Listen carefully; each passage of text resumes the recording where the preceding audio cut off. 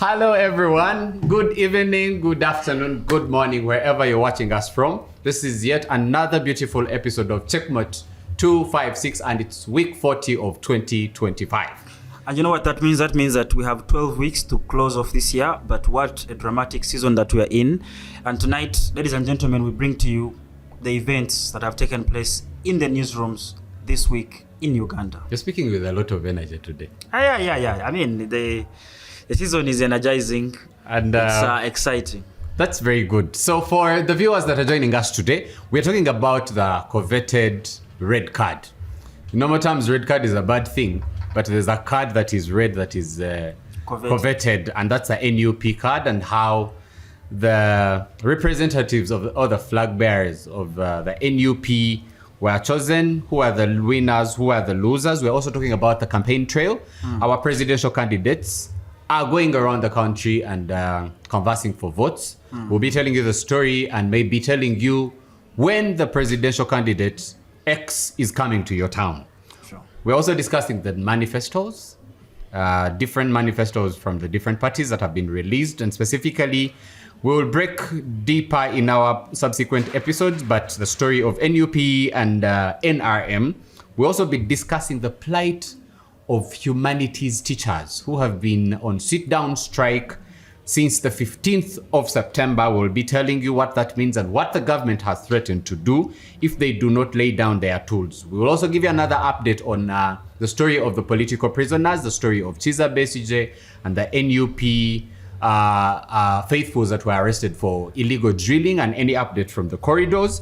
We are talking about Sarah Mullary, the first female Archbishop of the church at Canterbury, what we know as the Anglican faithfuls call the equivalent of the Pope. And finally, we'll be talking about the Fufa League. A lot in stock today. A lot indeed. And I hope you're ready. Very much so. Let's delve.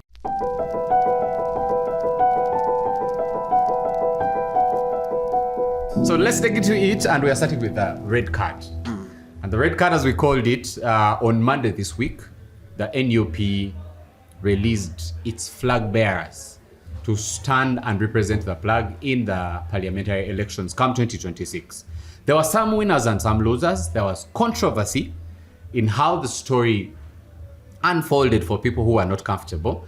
But what we want to discuss today is, one, the criteria that was used, being that I think 40% was the base on the ground and then 60% on the internal criteria that was set by the party on who should hold their flag. Notables, principal's brother, Nyanzi Fred Sentamu, commonly known as Chairman Nyanzi, took the flag from who the people thought would have it, Dr. Roy Semboga. And there were other notables, of course, that were deleted. There is a flag bearer that took the party lawyer's card in the names of Segona, now with the singer Matthias Walukaga. It raised some air. Also in the list is the principal's sister, I think, taking the flag for Gomba. People citing nepotism, people saying that it was not free and fair, people talking about them being victims of what they seek to change in the country. It was the story that was running, but also in defense, the Electoral Commission of NUP was saying that if they had done primaries and voted, it was very open for the government to infiltrate into their politics and influence the outcome. To NUP, it's a story of voting out the moles. To people who have lost, it's a story of unfair politics within the party. Please weigh in on that. Well, thank you, Harold, and very exciting. I think this list has been long waited for. Sure. And of course it would go on to dominate the news through the week. That up to now, the ripple effects of the list coming out is still being felt today with petitions, many days after, yes. Counter petitions, with people saying, let's be independent. And some are withdrawing their services, ambulances and what on the trail of Honorable Chaguranyi. But I think that to give perspective to our viewers about why the NUP system, for me, I would say, you said that we have winners and losers. I think that the biggest winner, to a very large extent, the biggest winner is NUP. As a party. As a party. Why? To give context to why this method is necessary, and especially now, yeah, you need to understand the history of opposition in Uganda. When you look at DP and its strong base and how it has digressed to a level where the party president is a minister in this government. You look at UPC, Jimmy Akena, his wife, other notable figures of UPC are in this present government, serving as ministers, as you know. Look at FDC, sad story. Almost everyone now dominating politics in this new generation is a story of FDC and reform agenda. Reform agenda, yes. From the Betty Kamias to Anita Amongs to Thomas Taebwas to so many people, you know. And now more recently, Nandara Mafabi and Oboy. Sometimes I wonder what Besigye's mind thinks about when he languishes in prison and thinks about these people. The same people that he helped to elevate, taught politics, mentored, brought up, are now the same people that are enacting laws that keep him in prison. That's true. You know? So when you study that and in perspective, and also add what the president said sometime back, that by this time, you know, there will not be opposition in Uganda, you understand why the card of NUP has to be tightly guarded. And if that cannot give you perspective, at least let's learn from the history of the party just in the last term. You know, its own members being infiltrated at the highest levels, you know, allegedly.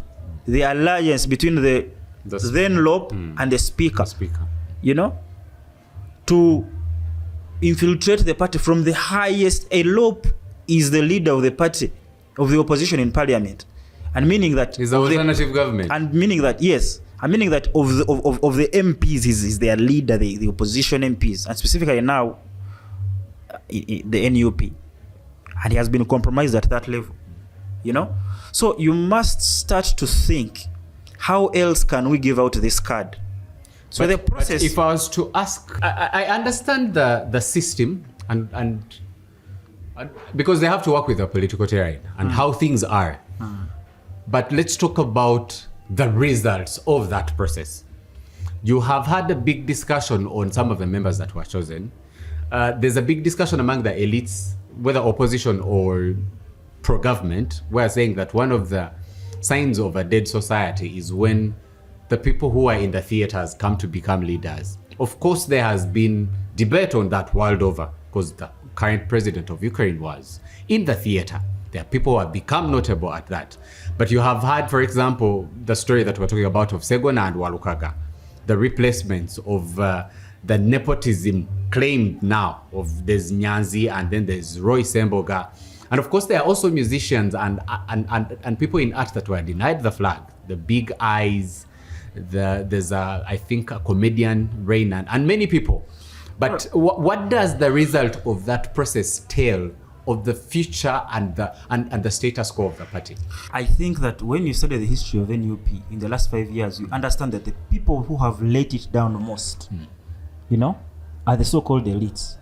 Meaning that I was like we were having that conversation on X recently after flags were given out. Yeah. That the most important criteria now is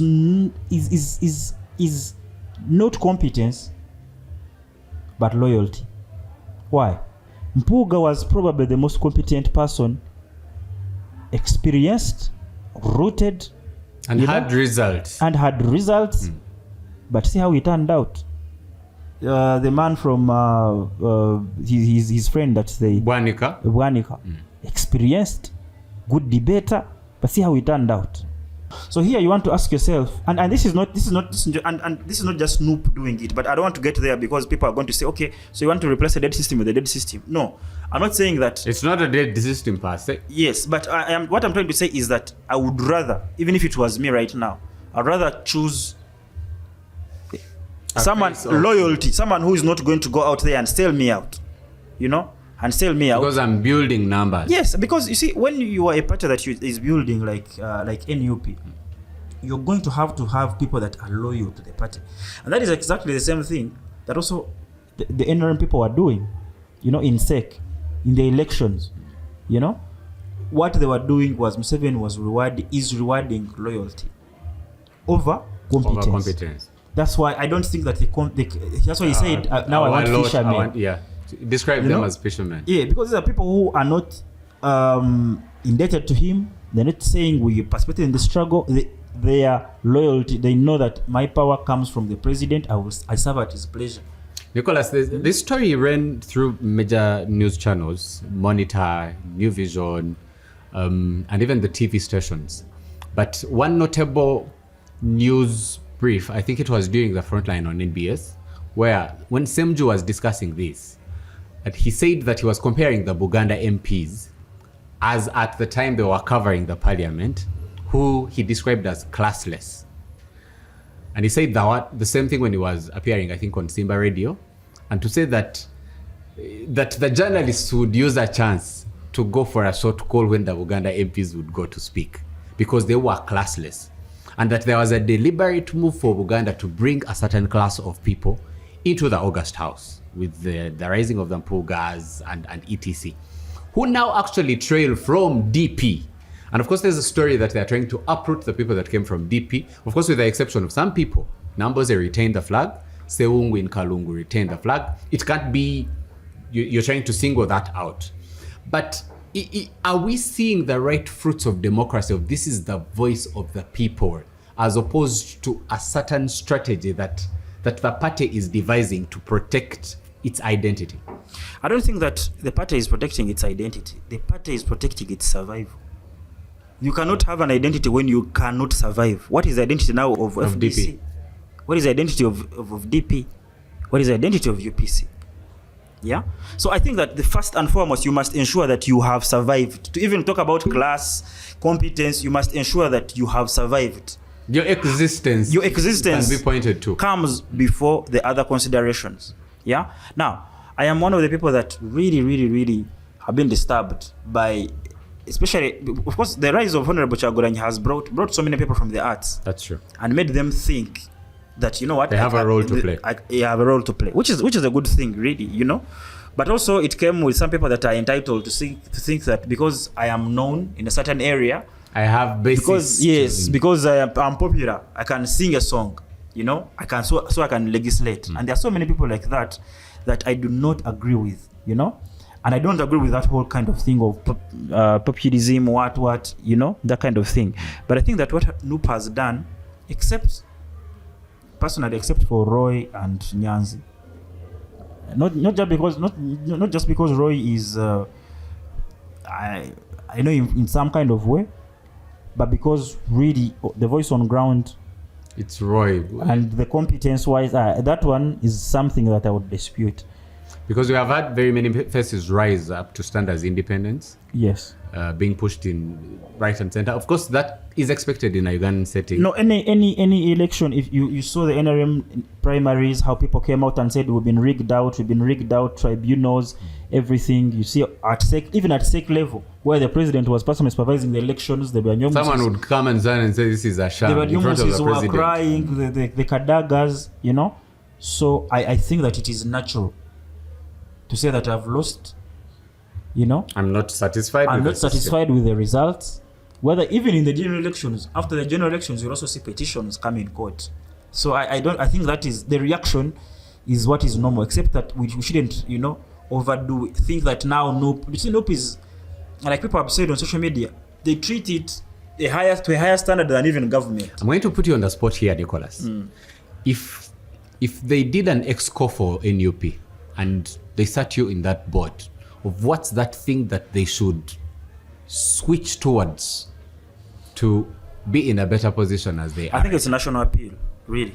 I think it's a national appeal. It makes sense because if they have over 122 constituencies without NUP flag bearers. Because the last 5 years, of course, we can have a debate about how really they are frustrated. As we talk, we are going to talk about the campaigns later, trail, yes. and then you're going to realize that NUP has actually attracted big crowds in Busoga.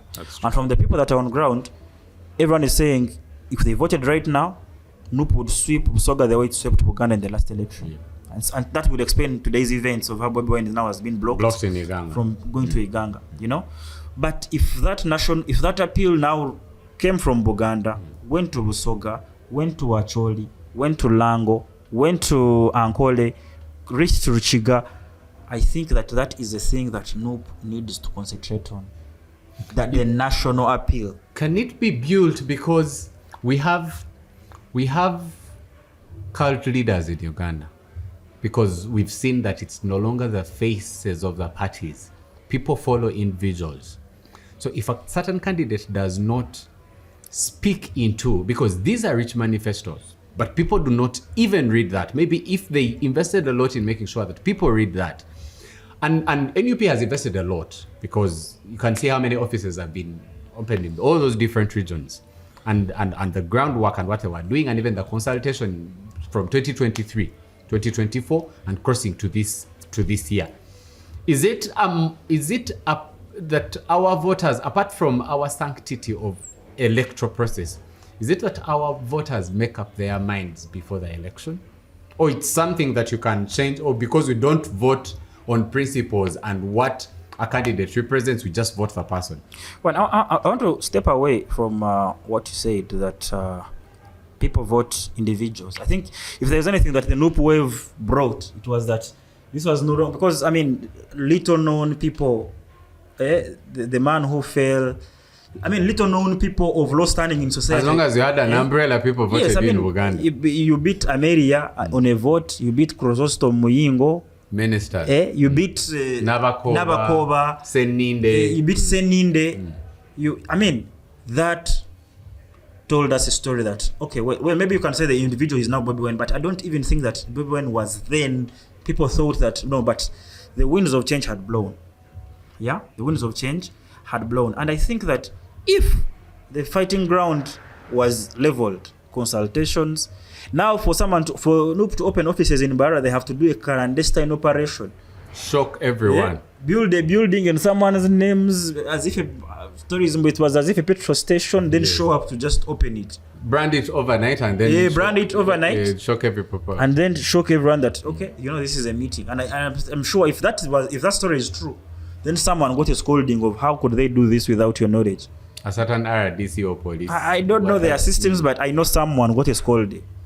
But if the ground was leveled, NUP would concentrate on having a national appeal, so that the appeal is not just in Buganda and Busoga and Central, or among the elites or whatever, but it can reach out to other regions. And I think that is what would significantly shift their fortunes.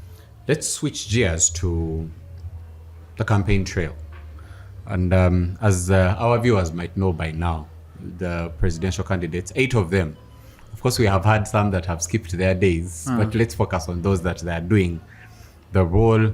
The EC released a consolidated schedule for all the candidates, and with the president starting his campaign in Ruero, where he launched the manifesto, of course, as a representation of where the struggle began, and also went to Amarata and has gone to the upper central part of the country. Bobi Wine began in Busoga region. The last episode was showing how Busoga voted in the last election, to show that it was the second to Buganda as far as NUP's dominance was concerned. So as a rally in Jinja and neighboring districts. With as we speak today and we shoot this episode, as Nicholas hinted, they blocked Bobi Wine to access his campaign rally venue in Iganga. And with the latest statement from NUP saying that they were going to come again and reschedule to make sure that they come back to Iganga. Mugisha Muntu launched his campaign trail in Kawempe with the launch of the manifesto. On Tuesday, he did the street fundraising drive. And then on the third day, he went to Western Uganda, starting, I think, with Rubirizi district, one of those. And then Munyagwa launched also, I think the first was in Makerere, and then went to Machinde and Machinde Sabagabo. We had skippings from some of the candidates who were expected to be in certain places and have not. Also, Nandala Mafabi, as we speak right now, spent the whole day running around with police in Jinja, with most opposition faces forced to use the feeder dusty roads to access venues and sometimes frustrated by the police that block accesses. Is it a story of the election that we are going to have, especially how the security is handling? And then phase 2, I will ask you, what is the story and the outlook of the strength of the candidates and the realities of each camp? Well, I think that, honestly speaking, the security apparatus, it's too early, I would say. I mean, this is like what, day... That should be day 5? This is day 5? Yes. Day 4, 5 of campaign, and you're showing that kind of partiality. And it's not strange. I don't think that this is something that we did not expect. I don't think that NUP can say this is not something we expected, because ever since the existence, no, you don't have to see it coming. You just know that the last round was always going to be like this. Except that for me, I didn't really think that in the first week of campaigns, you know, they would already block a venue. You see, and I want to see what the EC. I hope they can petition the EC and want to see what the EC replies, because you see, when, like you say, the consolidated schedule is agreed, it means that if you skip Iganga, you know, by the time you find another time to come, opener for years. So would appreciate knowing who is in charge of blocking a place. They block it as who? According to the poster that I saw of NUP and Honorable Chagulanyi, he said the DPC, the regional police commander, and I don't remember some. They were. So I was wondering, are these people just overzealous officers, or they have an instruction they represent? Yes. And I saw the party SG Lewis trying to talk to very stonewalled people, like they don't know why they are doing what they are doing. They just there's no way you will go. Why? They just don't know the reason why. They don't. But they just have instructions. But they just have instructions that these guys cannot rotate from here. I get you. But I suspected earlier in the week, when I saw the crowds that were pulled in Jinja and wherever, where they tried to take them through, you know, and the earlier crusade. And even in Wien, there was also blocked from the original, yes, where it was supposed to have a venue that had been booked and submitted and proof of payment. Booked, submitted, they have set up their things, people are waiting for them, they say no.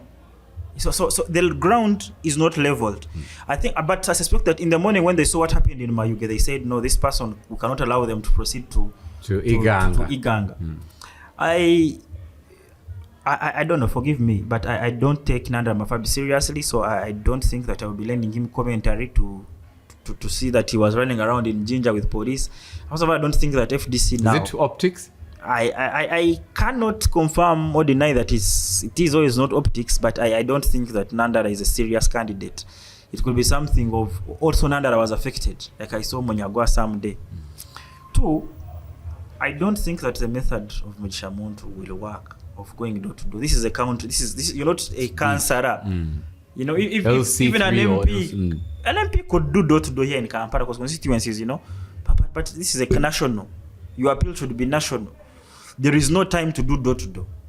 Yes, I understand that. I mean, you're coming down to the ground where people are, but I don't think that whether in fundraising, whether in mobilization, the effect can't be nationwide with that strategy. It cannot. You need to have done a lot of groundwork before. How will you divide yourself? So Mugisha was a person who, first of all, this is his second run as president. As president, the party has been in existence for, I think, 10 years or so. It's coming to 10. It's coming to 10 years. It's around 7. I think that they could have done better. And there's a person who really, really glorifies having systems. I think he should have done better. There should be something to show for it. The job that he's doing, going to house should be done by his councillors. Reminds you of a coach of a Manchester club? Yeah. But also on the issue of campaign trails and the terrain that we're discussing, you must understand that also this week, for our viewers and the context, is that the original founders of what we now know as NUP went to court to block Chagulanyi's nomination. And their issue was that the constitution that gave them the powers to front him as a flag bearer was not passed as per the constitution that they have as members. The latest news is that from the court injunction, which was poorly drafted because they just said, let's maintain the status quo. They didn't specify which status quo should be maintained. The latest development is that they have written to the Electoral Commission objecting to the nomination of Kyagulanyi as the flag bearer for NUP, because the constitution that they effected to nominate him is not rightly the governing instrument of the party. Are we seeing a hidden hand here? Are we seeing a party that did not prepare more, knowing how things work in this country? Well, or it's just a hidden hand of someone is financing these people to ensure that they frustrate? I think that every time Honorable Kyagulanyi runs, there is always an old party member. There's always someone trying to engineer something, from the Chibaramas to this one. There's always someone trying to engineer something to either tactfully delay or divert, take away attention, focus on this. But also, I think that where we have reached, you see, Harold, like they say, I had said earlier, I am trying to look for a better way of saying it, but desperate times call for desperate measures. Desperate people do desperate things. Yes. So I would not be surprised if a time comes when the man in the High Castle decides we cannot have this guy on the trail. So what do I see with this case? It's just a lot of nonsense, like the others before it. But we could see a rare case of pulling the man out of the race. What's the update on the opposition fronting a joint candidate? Because the last we heard from the three camps, that is NUP and ANT and PFF, was driving towards a joint candidate. We haven't had an update. Everyone is doing their own trail, and no discussion has been had. Are we having an exact repeat of the previous election as far as opposition politics is concerned? I think the opposition in Uganda, our biggest problem is that politics, in and of its nature, is selfish. So there are few people that are in it for the greater good. That's why it is very difficult to consolidate the opposition. But number two, you run a risk. I don't know if NUP would be interested, understanding how these parties have evolved, even both of them, because PFF and ANT, we can't shy away from the fact that it's an offshoot of FDC. And we all know how the PFF members booted out Muntu, and Alaso and their people from the FDC at the time, because apparently they were moles, Then the people that they handed common trail of time. The people that they handed the party to now booted them out and sold the party to the powers that be. So you want to, and I think that's why Kyagulanyi keeps these cards close to his chest. Is that he understands. Why should I mix myself? Because Besigye used to be, quite liberal. More liberal. Yeah. He literally handed over the party. He literally wrestled the party from Monto and handed it over to and now Mafabi. And as soon as that happened, you saw where the thing went. So I think Kyagulanyi ultimately is trying to think, how do I keep this party away from infiltrators and opportunists? Even if I was to weigh in, our biggest chance as a nation for change, for those who crave it, is by percentages. Because if you look at Kyagulanyi, if you look at Besigye, if you look at Muntu, and maybe everyone else that would want to join, because PFF as of now does not have, for lack of a better word, a cult figure to come in.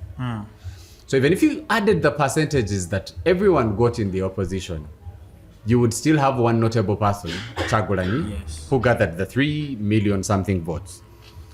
And that unity alone would not convince more people to come on board.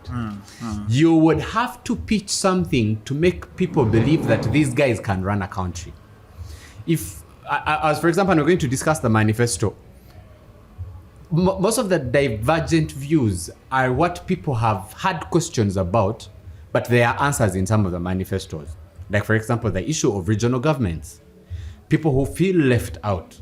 if Chagulanyi brings that on board, and for the first time they paint to people that, look, we are changing this and this law, I will be president, Mugisha Muntu, I'm using hypotheticals, will be a prime minister, and then we have this third, and the roles are A, B, C, D, E. And after these 5 years, we are doing A, B, C, D, E, we are restoring time limits, we are restoring the age limit, and to do a lot that for the first time, people who are seated on the fence see an answer in the opposition figures, that it's not about consolidating numbers, because we have seen our Kenyan brothers and etc. That it's about consolidating the numbers, especially their election being tribal. That if I have this from this and this tribe, I can cross the 50% mark. But we don't have that. We have what people have described as a leadership vacuum for someone, an option people can trust with power. And coalition alone does not bring that. It's what a coalition represents in terms of the options that they are bringing in and how they would run the government beyond a manifesto, and how it would look like that would appeal to people to say, now there's competition for what we want to change. And that cannot just come with a coalition. I think you make a point. We need a more national appeal from the opposition. And there's so many ring sitters. There's so many people who love Mugisha Muntu but don't believe that his system works. And so many people who see Bobi Wine has a good system, but maybe don't believe in they him. don't believe in his when experience. They close their eyes and see Entebbe, he can't aid. Yes. So if we could have a synergy of some sort that brings together all those different attributes into one unit, perhaps would have a chance at change, or change-seeking forces would have a chance in this country. And you see the reality of the fact that regardless of the direction the Yellow Camp will take post-Museveni, coalitions will be important. And frankly speaking, people like Akena and Mao are banking on that, to say that if it's a coalition that is leaning with the Yellow Camp, they will be relevant post-Museveni. And if the opposition is not looking at that option, as is right now, they stand a chance to be extinct, even post-Museveni, because there will be a strategy that will be employed for those who want to retain power. And if you do not compete with that strategy, you just stand a higher chance of being irrelevant, even in the next phase that is to come. That's true. But I want us to switch gears and also tell people and enlighten our electorate about the presidential candidates and what they represent. And we are speaking the manifestos that were presented by the different parties. I will summarize and ask you to weigh in. In general, I'll start with the ruling government. The ruling government, in posting its manifesto, was comparing the status quo as was in 1986 and where we stand right now. For education sector, they said that before NRM in 1986, literacy rate was only 43%. Today, it has risen to 75%, with 9.1 million learners enrolled in primary schools. In the next 5 years, they intend to end illegal charges for UPE and USE schools, to expand skilling and vocation training, to modernize schools with ICT and digital training. And for roads and transport, they were comparing before 1986, there were 1,000 kilometers of tarmac roads. Today, we have over 6,288 kilometers. And the plan for next 5 years is the standard gauge railway, the construction of the pipeline, to invest in more road upgrades to reduce the travel time and boost trade, and expand Uganda Airlines. They go about agriculture and wealth creation. The NRM government paints the picture that in 86, most households, over 80%, were stuck in subsistence farming. And now they are saying that as of today, the households in subsistence farming has reduced to 33%, which would be an achievement, and that poverty has declined from 21.4 in 2016 to 16.1 in 2025. They boast of the coffee, where I think you are an interested party, to say that coffee exports have hit 2.2 billion Uganda shillings, cocoa 620 million, and growth in milk, maize, and beans. The plan is that in the next 5 years, they support the remaining household of 33% to join the money economy and add value to agriculture, invest in irrigation with our inconsistent weather, resolve the land issues. I can go on and on with electricity and energy and etc. That's what, before we even delve into what NUP is pitching as their CV for power, what does this manifesto say of the ruling government and what we would look for if they took on power between 2026 and 2031? Well, thank you, Harold. I think we're going to have a very detailed conversation about the manifestos. We might not look at, we might concentrate on the biggest, the one for the big parties. But let me just take a bite, just a small bite from the sneak peeks that I've seen of the NRM. When you talk about the things that they are talking about to do are very righteous things, yeah, very wonderful things. But the problem is that 40 years later, these things are just on paper. And when you look at the policies being implemented on the ground, in parliament, in budgeting, in everything, they are going counter. Yes, the reality. They are going counter. If this is what you want to achieve, for example, we talked about growth in agriculture. If you want to achieve growth in agriculture, in the last budget, I think it was Honorable Semoju was telling us how they had planned for, I don't remember the figures, but a large number of tractors. I think every district was supposed to have 2 or something. Yeah. In about 600 something. They come, they cut, and this is something that as a member of parliament, especially everyone, apart from the people here in camp, everyone comes from a rural constituency, starting from Mukono to where these are things that can actually change livelihoods. And if you say 70% of the country depends on agriculture, that is a sector that you must form your policies around. But they reduce the number of tractors and put that money somewhere else, I don't remember, in a very significant sector. That kind of person now is coming to say, no, we are going to support agriculture. So you're saying that the statistics represent their own failures? Let me give another example. No, I'm just saying that what the reality on ground for the past 40 years does not point us in the direction that document they want us to believe. Yes, that document. Let me give an example of coffee, a sector I'm interested in, and please. That, the sector was moving on well. The growth, the numbers were making sense. The government programs were going well with UCDA. What do? They just come and say they hijack UCDA and say it is wasteful expenditure. It was a very small unit, but the impact that it was putting it hard on ground, was timeless. They take it away. They withdraw Uganda from some EU thing,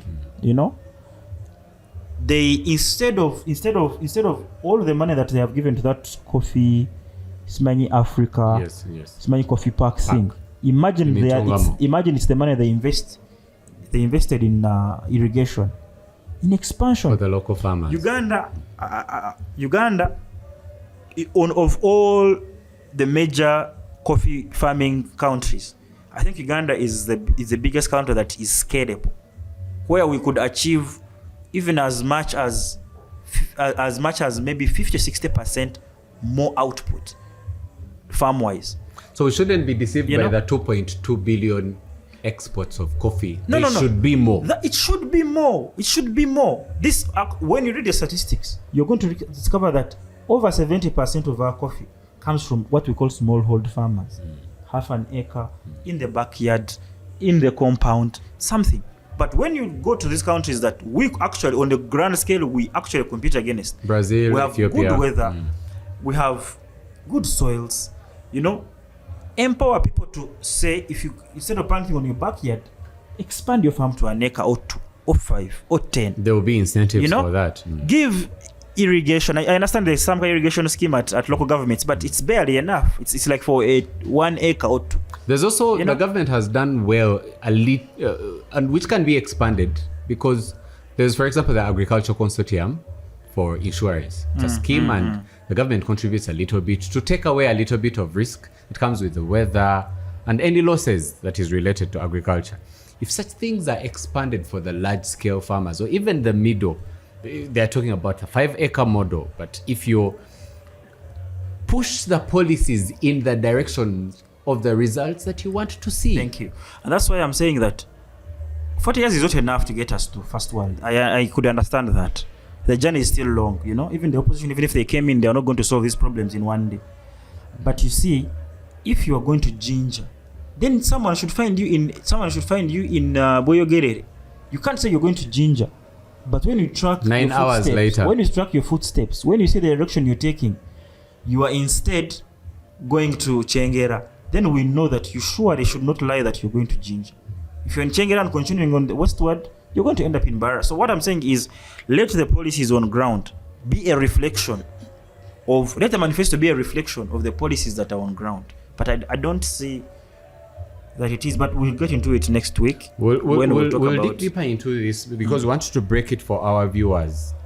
And also, most of the times, manifestos of other parties, in natural politics, that a manifesto of a ruling government would influence a manifesto of the opposition and the other way around.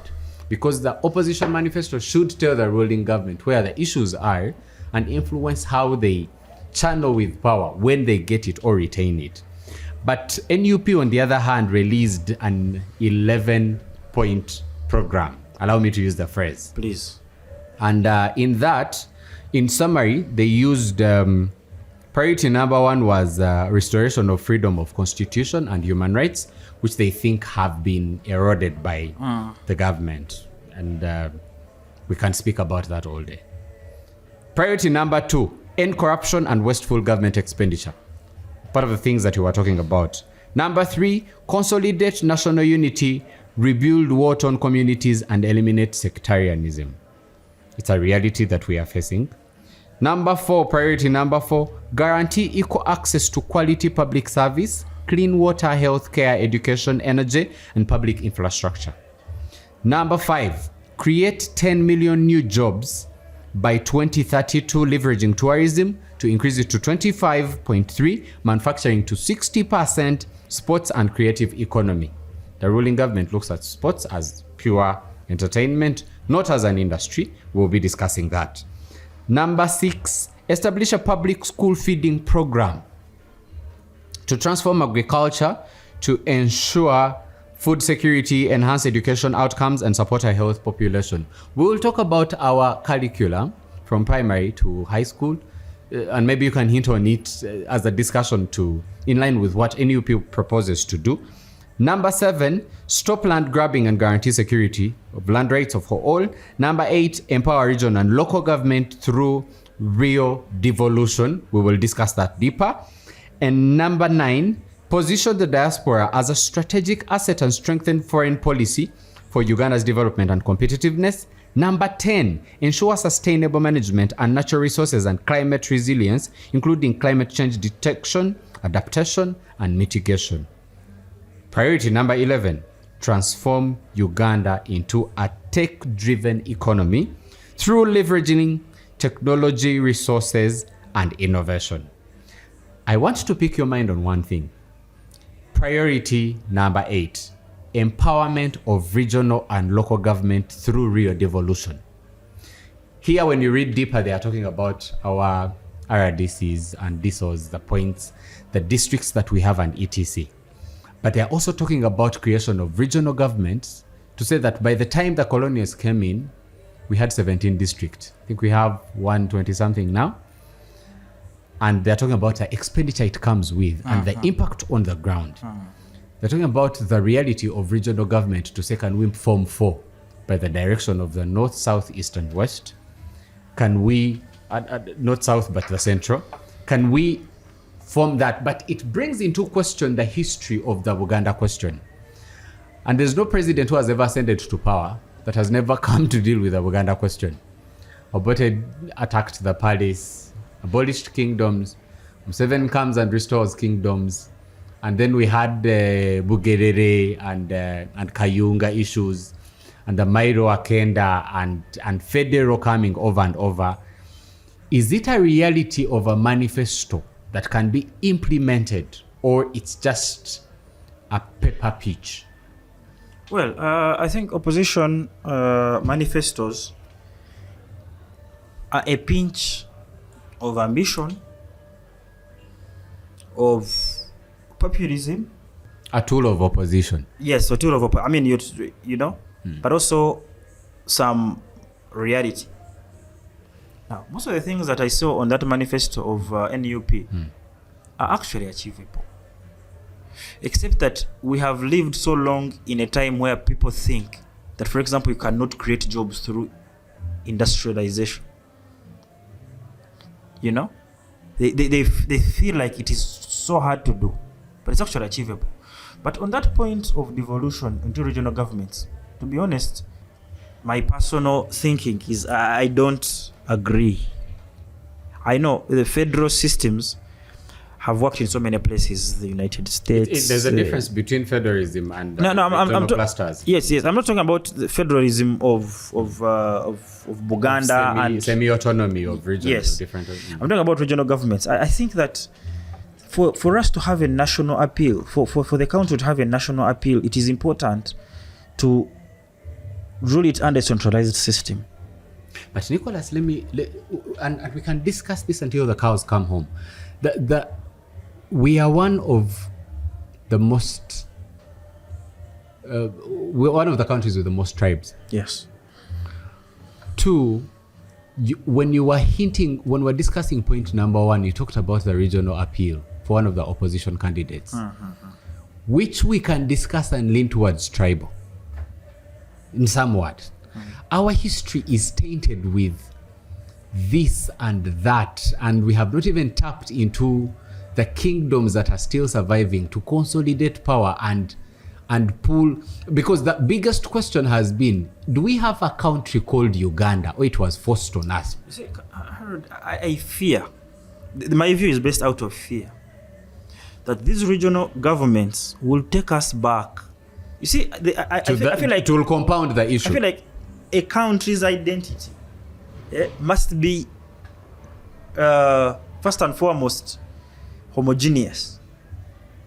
Every time I reckon myself according to my tribe and my government back in where I come from, and these people do the same, these people do the same, other people do the same, I think that we run a risk of finding ourselves in the problems that we found ourselves in back in the 60s.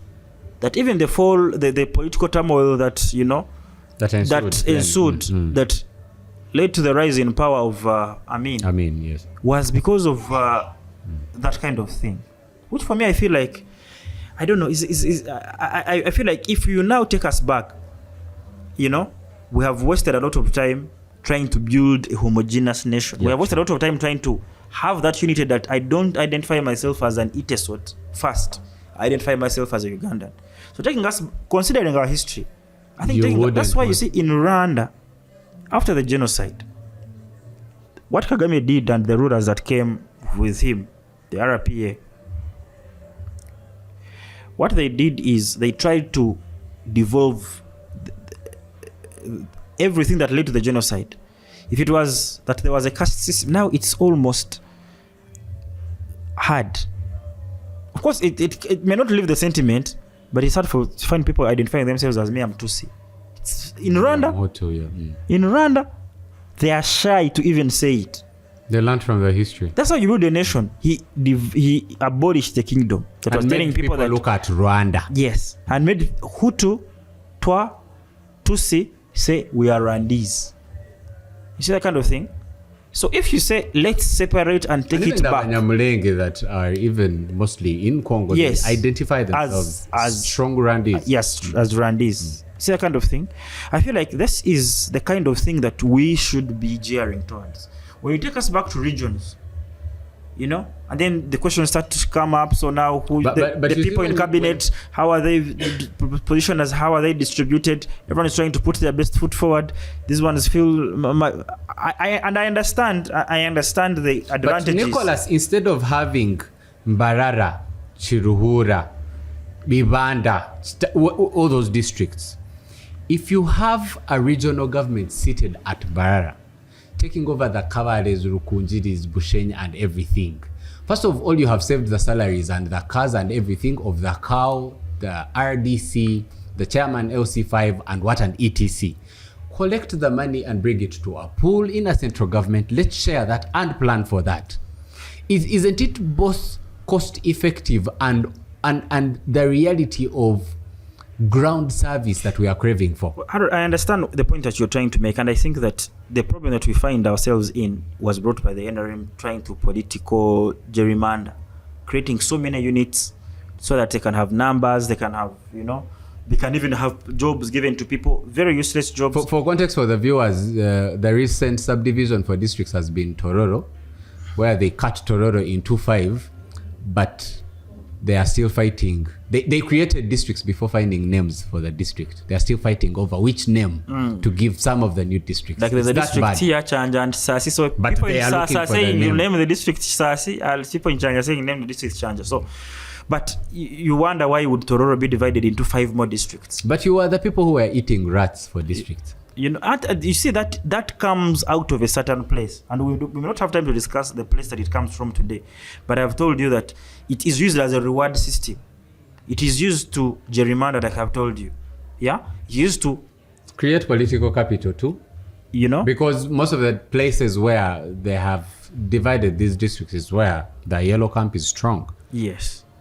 So I think that, honestly speaking, the next government, if change ever comes to this country, will find a way of reducing numbers in parliament. If they're a serious government, anyway. It's one of the things that's raised and while reducing the expenditure at local government. Because can you imagine we reach a level where we have to borrow to pay salaries? I mean, borrow to make a road, that will bring the money back. Borrow to give people irrigation, that will bring the money back eventually. But borrowing to pay salaries, our administrative costs keep skyrocketing, but you don't learn. Why? Because where we have reached, this regime is in survival mode. We live to see the next day. When you're in survival mode, today you will say, let me sell my TV that you bought at 2 million for 500k, because you're now living for the next day. You're living for the next meal. What will come next? And I think that is where we have reached as a country.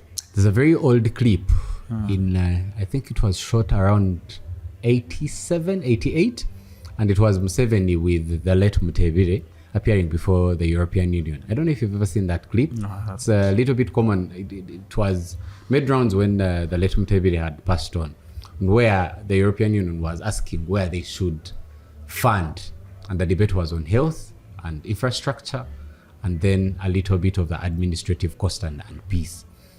And the current president and the late Mutebire were vouching of, say, if you give us money to make infrastructure come up in our country, we will not be coming to you again. We will be able to grow these industries.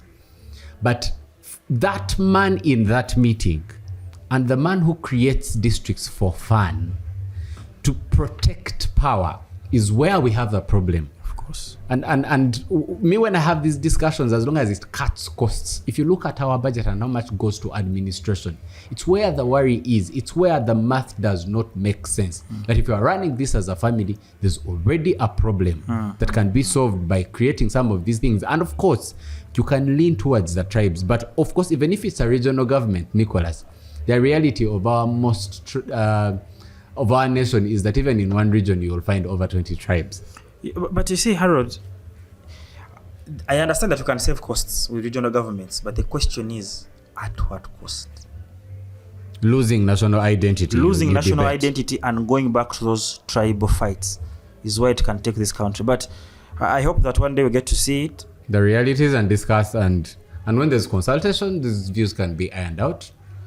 Anything that will save us our money and direct it to policies that will make us a better nation and enrich the population. But next week, I want to delve, I've picked special interest in the NUP. In the manifesto? We'll discuss things about the employee, creating job creation, yes, about school feeding, and about there's a tech-driven thing, yes, and we'll contrast Uganda and Kenya. You know, where in Kenya, even to buy maize from a woman on the street, they don't take cash. They no longer do. They no longer take cash. Can you imagine a mama mboga on the street? They have no relationship with cash. And some people think this is a very strange thing, that mobile money and visa services can, the most local person, that is very high tech. That's what the height is, just a mindset change. These people are next door neighbors. There's no difference between someone operating on the streets of Nairobi and the one operating on the streets of Kampala.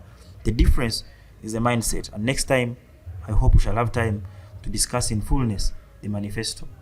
We take a very short break, and when we come back, we'll be discussing striking teachers for humanities and other topics accordingly, and even an update on the former presidential candidate Chiza Chifefe Wallen Besigye.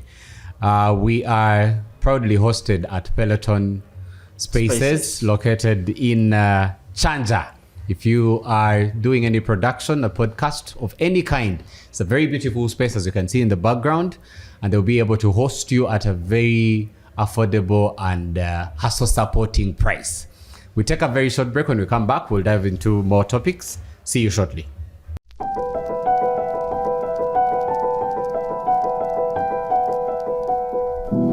Nicholas, we are talking about the plight of our beloved teachers teaching humanities. Their strike is based on a simple reason that the president increased salaries for their science colleagues, and they've been on strike from the 15th of September for an increment in salary. The latest update is that the Minister of Public Service, Mullary Mukasa, has given them a 7-day ultimatum that if they do not go back to work, it will be a disciplinary action for breach of their labor contracts. And in response, the Secretary General of UNATU, Philbert, has said that the minister does not need to threaten the teachers.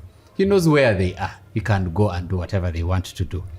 The government's position is that they had already set, I think, over 2.something trillion in the next year's budget to start increasing their salaries, and the promise was to increase by 25%.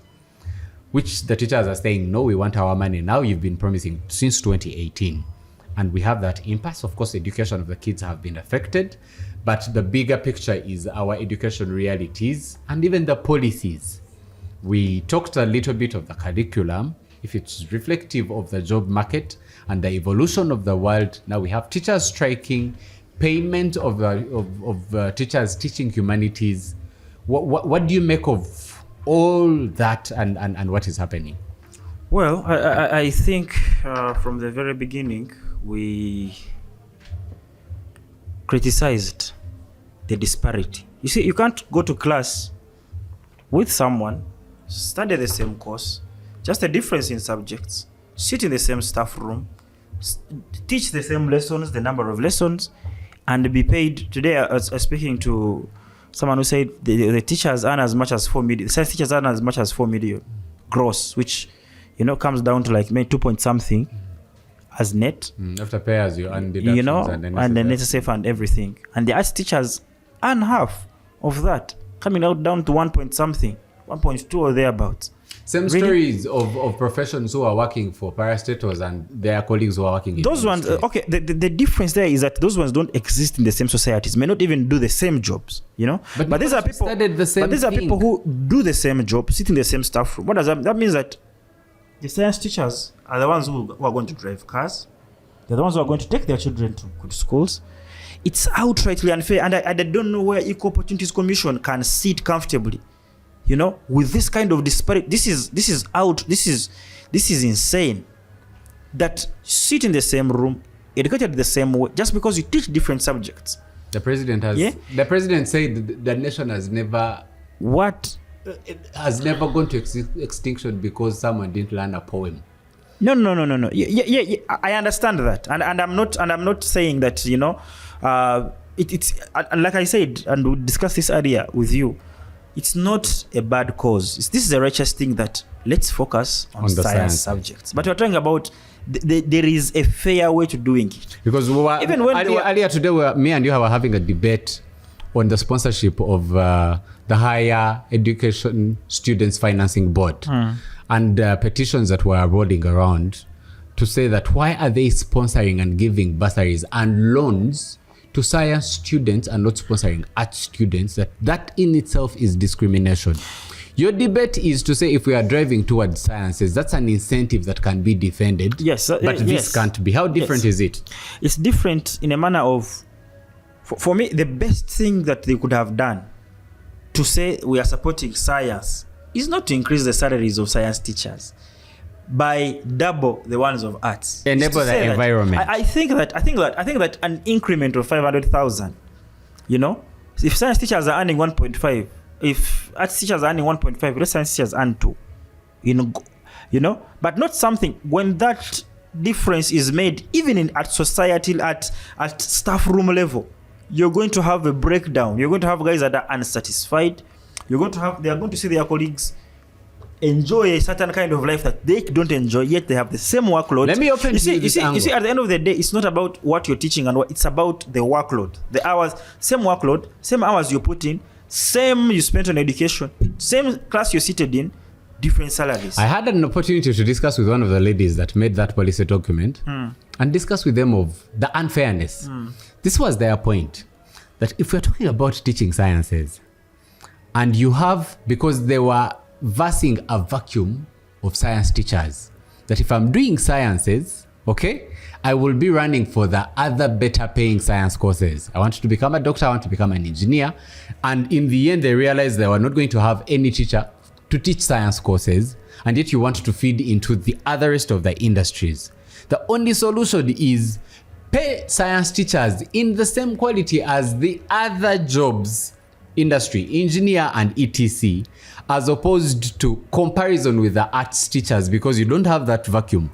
All you're trying to solve is encourage people who are doing sciences to have a passion for teaching by remunerating them in the same angle of the other professions that are science-based.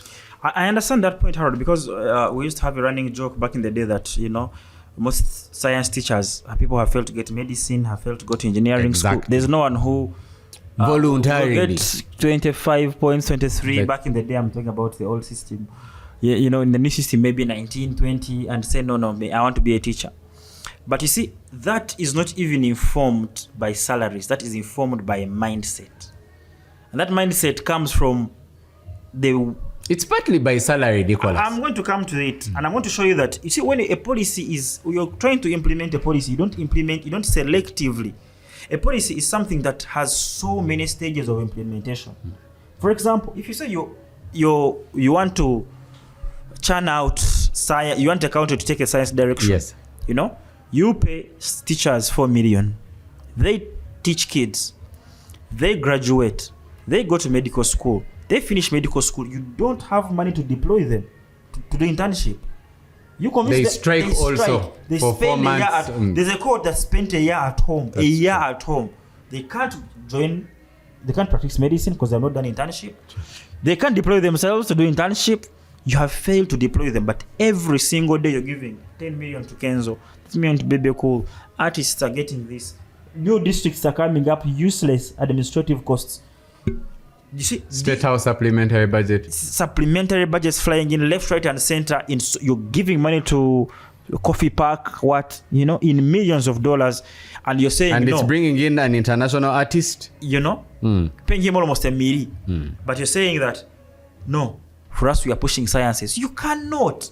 It does not work like that. That's not how. Let a policy be consistent from inception, up to the tail end of it. You cannot say, let's pay the teachers this, then you have no money to do what? So that there alone, you can see that the people who sat down and thought about remunerating teachers did not think through how the whole pipeline is going to operate. You see, I know Ugandans are tired of this example, Nicholas. I see our director giving us a bad eye, but when people talk about the story of Malaysia and Uganda, it's the example that we can point to say that in 1963, we were almost in the same space in the standing. And I think Malaysia's major export was human hair. But how they leave that Malaysia, and we actually say, do you know, Ugandans don't know that Uganda used to donate to Dubai.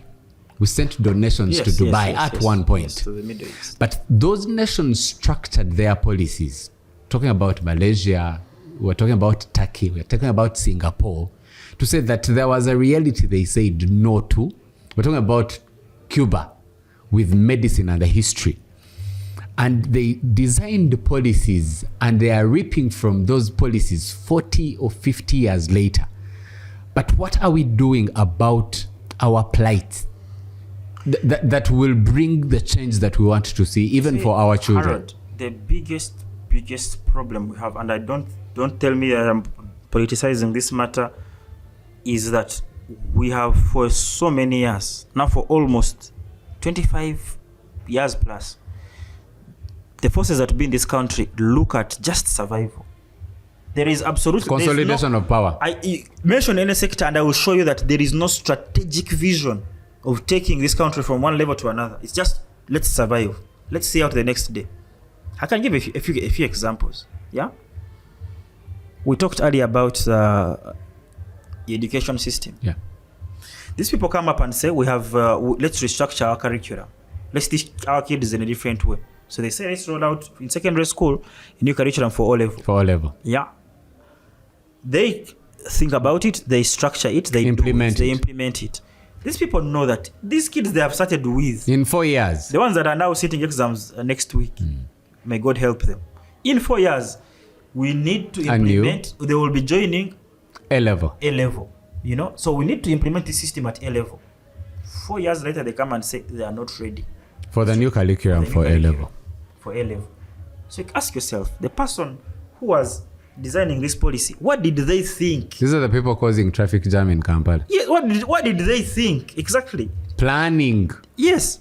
We have a national planning authority. The person we have a full ministry of education. Implemented it. The person who accepted the plans and said, let's put it in the pipeline. What for these 4 years? How can you say we have not trained teachers for A-level? So what is going to happen to these kids? Two things are going to happen. Either they go home and sit for a year or so as they plan, or they are going to do a crash course. You know, like how you want to join the army, but you do muchaka, how to jog, hold the stick for 2 weeks, and they say now you're a force.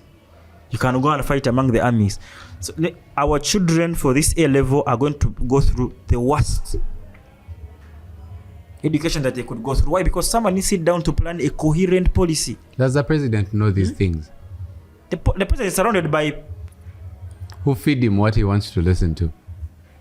To ask if the president knows these things, I want to ask you, who's the Minister of Education? Let's switch topics, Nicholas.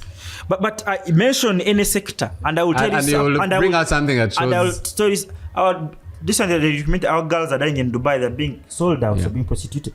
The people who are running our Dubai external policy, foreign policy, labor export. You know, we're running casinos in our embassies. You see. Can you imagine? That kind of thing? I want to tell a very sad story on that very topic of labor export.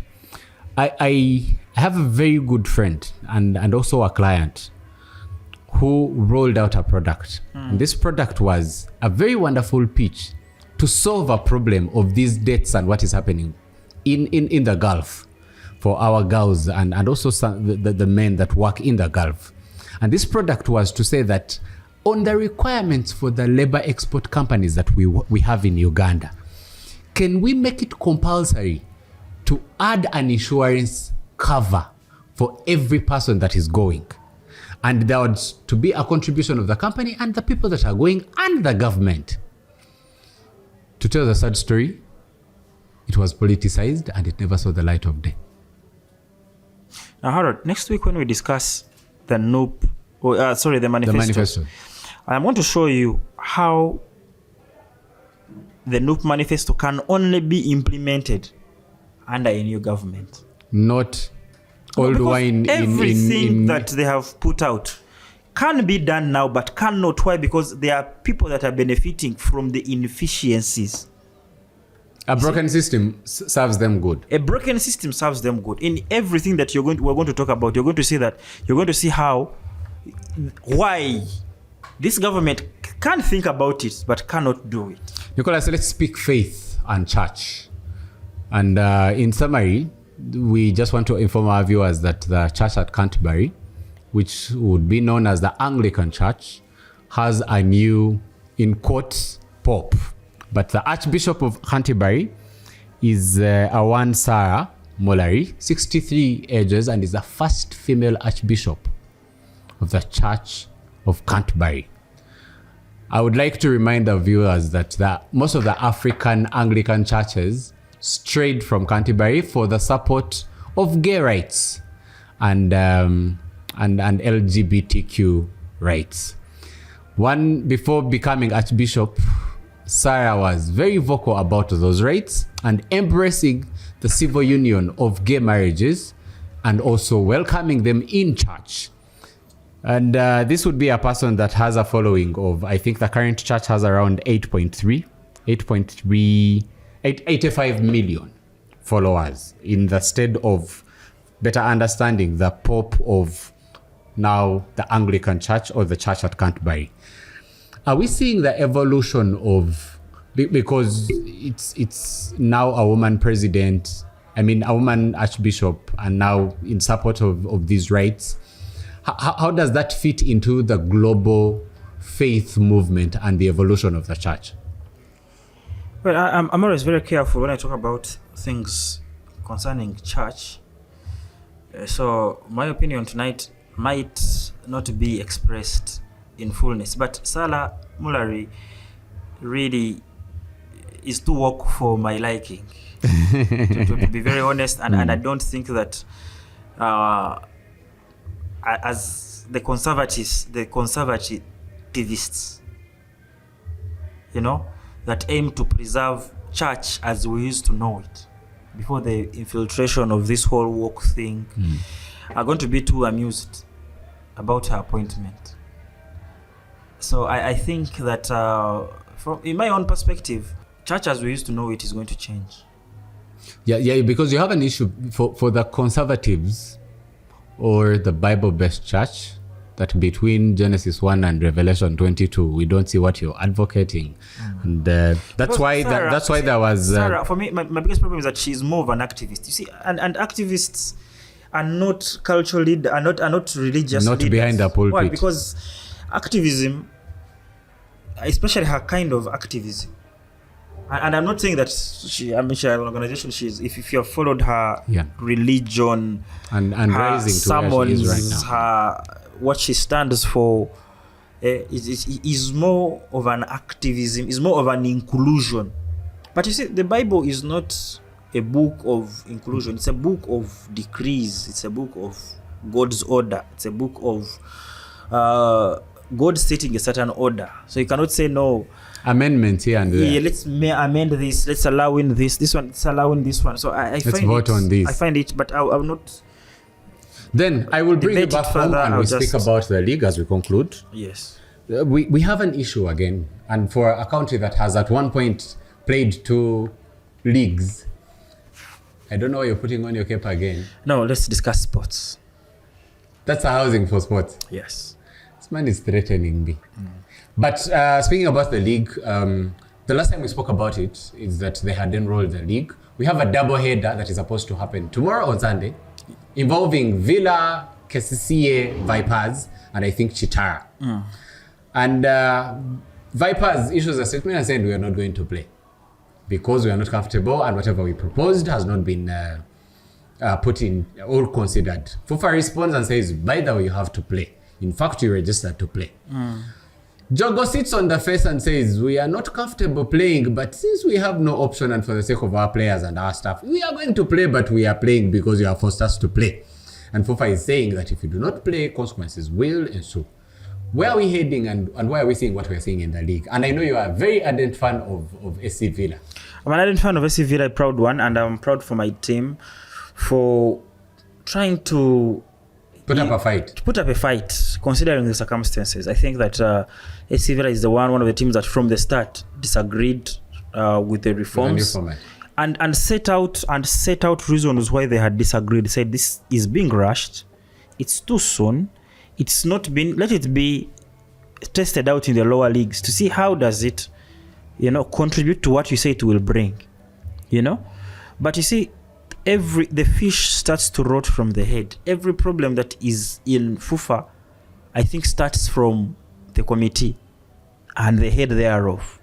These guys are stubborn, inconsiderate, bullies, unadvisable.